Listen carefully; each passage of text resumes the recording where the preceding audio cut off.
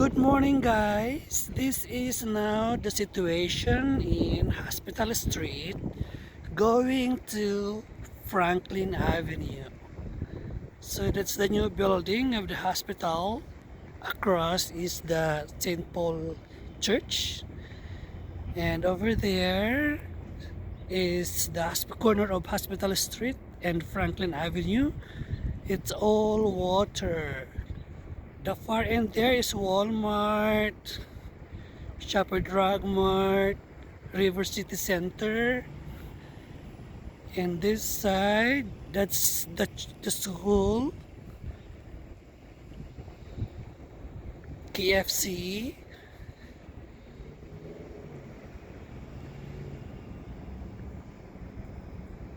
Going to the old Ford building,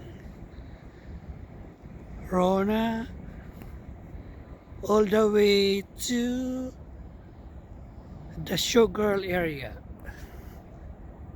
Franklin Avenue is already flooded.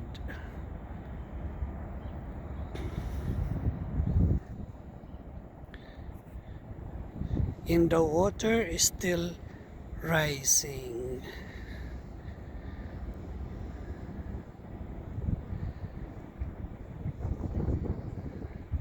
I'm in the 5th floor of the hospital and looking through the lower parking.